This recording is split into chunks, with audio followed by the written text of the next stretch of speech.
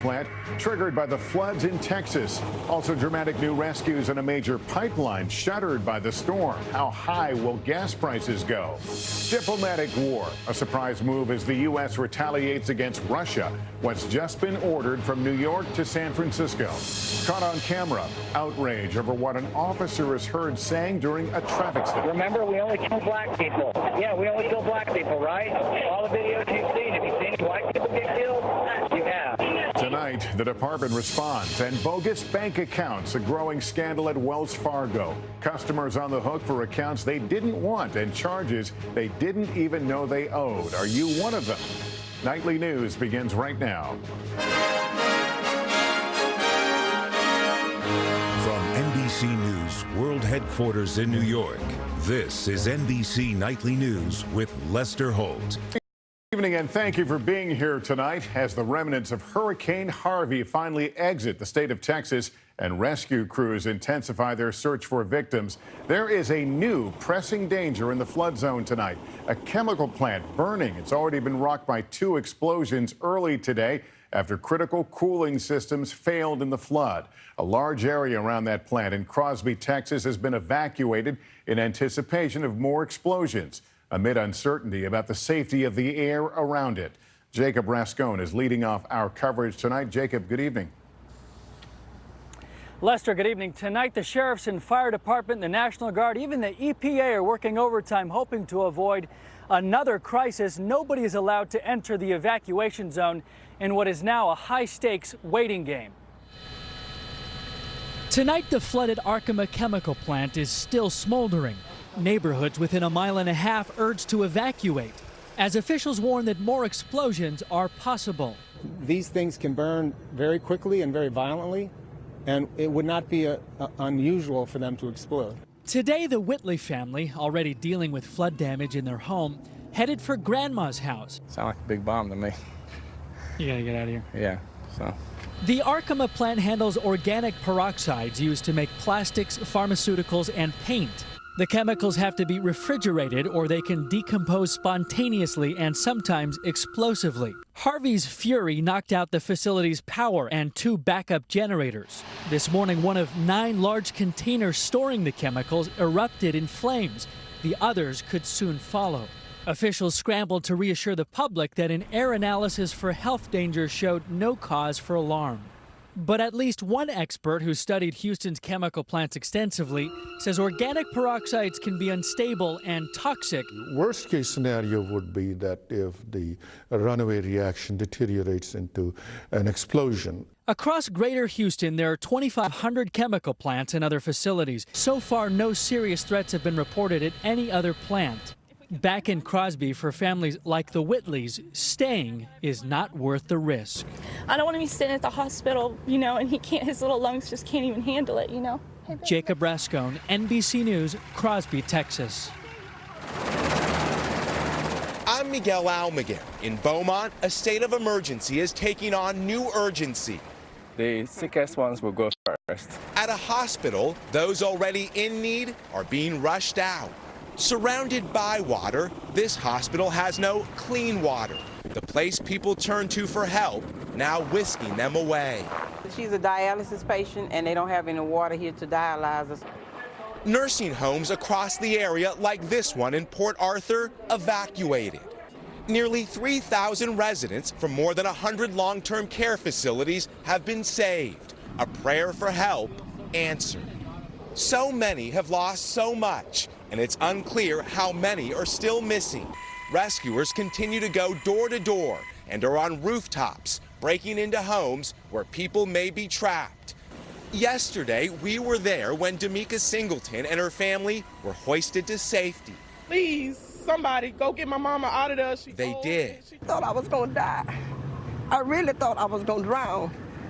Everything in my house was floating. 68-year-old Ella Bradley was brought to this shelter hours away from her daughter. My granddaughter called, and I told her, I said, I won't make it, baby. I said, I don't think I'm going to make it. She said, Grandma, don't say that. That's my mama. Like so many families, they're waiting to be reunited. I want to talk to her. I want to make sure she's okay. Back in Houston, floodwaters blanket much of the city. But where the water is receding, the scope of the devastation is now being revealed. If you stop, you'll just cry, you know? So you just keep moving forward. The Wadlers returned to their home this afternoon. We're here and all alive and together, and these are just our possessions. Across the region, an estimated 100,000 homes have been damaged. 32,000 people remain in shelters, and 25,000 have been rescued. And now more trouble for those trying to get out of town. Long lines at the pump as supply crunch drives up gas prices in Texas. A major pipeline that stretches to New Jersey and provides 40% of the East Coast fuel has been cut off. But the real loss is measured one family at a time through stories of heartbreak and survival. With President Trump planning to visit Houston on Saturday, his second visit to Texas since this storm, the official death toll stands at 32. But first responders say when they check neighborhoods like this one, that number could definitely rise. Lester? All right, Miguel Almaguer tonight, thank you. And meantime, as so many people want to help, there is controversy swirling around one of the biggest charities of all, the Red Cross. There are critics raising questions about transparency and about how the money you give is spent. Let's get more on that now from NBC's Kristen Dahlgren. When disaster strikes, Americans have come to expect donation campaigns by the American Red Cross. Please donate now to help people affected by Hurricane Harvey. But now there is a campaign against the massive aid organization. Hundreds of tweets like, "Don't give Red Cross your money." Very little, if any, goes to those that need it. The criticism mounting after a Red Cross executive interviewed on NPR couldn't say how much would go to Texans. You don't know what proportion of the total amount is that relief? No, I really don't. In 2014, an NPR and ProPublica investigation found the Red Cross misstated how money is spent. After the devastating earthquake in Haiti, a report by Iowa Senator Chuck Grassley found 1/4 of Red Cross donations went to administrative costs. The Red Cross should be responsible to make sure they're very transparent. The Red Cross disputes the critical reports and today promised 91 cents of every dollar would go to victims. We are going to make sure that this money is spent to help people with food, with shelter, with water. The watchdog group Charity Watch gives the Red Cross a B+ overall. They can do the heavy lifting at the scale that community organizations and churches and some of the other nonprofits are not going to be able to offer. According to the Red Cross, it has already served more than 250,000 meals in Texas and opened over 240 shelters. You want a blanket while you're sleeping? A charity in the midst of providing disaster relief, now fighting a different kind of storm. Kristen Dahlgren, NBC News, New York.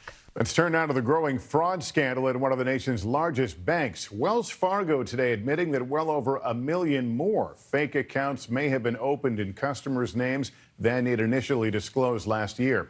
The total now, 3.5 million. So how do you know if you're one of the victims? We get more from NBC's Ann Thompson. The wrong kinds of numbers keep adding up for Wells Fargo. Another 1.4 million accounts opened without customers' permission, bringing the total to 3.5 million. Fraud that the bank now says went on for 7 years, from 2009 to September 2016. To meet quotas, Wells Fargo employees were pressured to open the phony accounts, victimizing consumers and small businesses with fake checking, savings, credit card accounts, and unsecured lines of credit, racking up fees for the bank and potentially ruining customers' credit. Out-of-state purchases, foreign purchases, vendors who I can't make heads or tails out of. It's been 2 years of frustration for David McKee, who says Wells Fargo used his information to open 3 bogus accounts. My wife and I have done our best, and we've been responsible. It's drained our savings account. McKee says Wells Fargo called last night checking back on his claim, promising an answer in 10 days. You probably wouldn't have known if Wells Fargo opened an account without your permission in your name. You'll probably be informed by Wells Fargo that that happened, and any fees that you incurred will be returned to you. Legendary investor Warren Buffett, CEO of Berkshire Hathaway, Wells Fargo's largest shareholder, says the bank is fixing its problem. problems, but wasn't surprised more fraud was found. What you find is there's never just one cockroach in the kitchen. Today, Wells Fargo CEO Tim Sloan apologized, saying the first priority is to make things right for customers, a balance sheet that in the minds of many remains very much in the red. Ann Thompson, NBC News. Now to a big show of force as the U.S. and South Korea respond to North Korea's latest missile launch by issuing a clear message to Kim Jong-un about the firepower he could. Our chief foreign correspondent Richard Engel has details tonight from South Korea. Today was America's turn to flex its muscles to Kim Jong-un. A senior U.S. military official tells NBC News the American and South Korean warplanes that buzzed over South Korea flew close enough to the border that they were visible inside North Korea before veering off to drop bombs on a South Korean range. The aircraft took off from Japan and Guam and are among the most sophisticated in the U.S. arsenal. 2 B-1B bombers, 4 F-35 fighter jets. And the U.S. isn't just showing it can fight from the air. Today, American Marines were honing their skills in live fire exercises. U.S. forces in South Korea are always on a state of high alert. These Marines came from their post in Japan to work with South Korean forces and familiarize themselves with the very terrain where they might have to fight against North Korea. I think we're a little more focused just because of current events, but we're always focused. I mean, that's our job, and that's why we're here. Here to train day and night, guiding Apache attack helicopters as they fire on simulated North Korean targets. This is building readiness right here. This is ensuring that if we get the call, these guys can put steel on target to protect ground forces, and that's the bottom line. The U.S. military making it clear to North Korea it's ready. U.S. military officials tell us they do not expect Kim Jong-un to back down after this, that it's now a game of one-upsmanship, with the next move likely to come from North Korea. Lester? Richard Engel in Seoul. Richard, thanks. The U.S. is getting new payback against Russia over its meddling in the 2016 election. Today, Russia was ordered to shut down 3 diplomatic sites within the U.S., a move that prompted one Russian official to warn of an escalating diplomatic war. Our Peter Alexander has the latest. Tonight, the U.S. retaliating against Russia, ordering the closure of 3 diplomatic offices in San Francisco, New York, and Washington within 48 hours. Secretary of State Rex Tillerson informing Russian Foreign Minister Sergei Lavrov in a phone call today.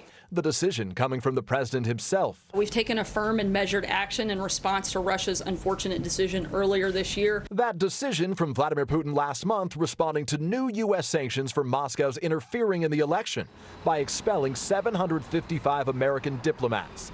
President Trump at the time expressing gratitude. I want to thank him because we're trying to cut down on payroll. White House aides later dismissing that as a joke. Today's action not kicking out Russian diplomats, but closing 2 trade mission annexes and the San Francisco Consulate General, the oldest Russian consulate in the U.S. And a prominent Russian lawmaker tonight insisting the U.S. is declaring the hot phase of diplomatic war. The Trump administration had to respond. This was the right decision, regrettable but necessary. Also tonight, NBC News has learned former Trump campaign chairman Paul Manafort's notes typed on a phone from that controversial Trump Tower meeting with Russians during the 2016 campaign included a reference to political donations and RNC, according to sources briefed on the evidence. Investigators are now reviewing those notes, trying to determine if there was any talk of foreign donations to the Trump campaign or the Republican Party, contributions that would be illegal. Manafort spokesman telling NBC News the suggestion is 100% false. Peter Alexander, NBC News, the White House. There's a lot more to tell you about tonight. Still ahead of police officers' shocking words caught on camera, the racial remarks he's heard making during a traffic stop, and the action the police force is now taking over it. Also remembering Diana, how the People's Princess still captivates 20 years after her tragic death. Wayfair? You've got some really great sales. I can't believe I just got this deal on a bestseller. Oh, yeah. Usually that means it's going to be really expensive. Well, not at Wayfair. I just saved so much on this bedding, I feel like I'm sleeping on $1 million. It makes me want to bring it down now. I can't explain it. It's hard to explain how it feels getting 70% off, especially 70% off bestsellers. So find what you need at an amazing price at Wayfair. Today is the day to announce the new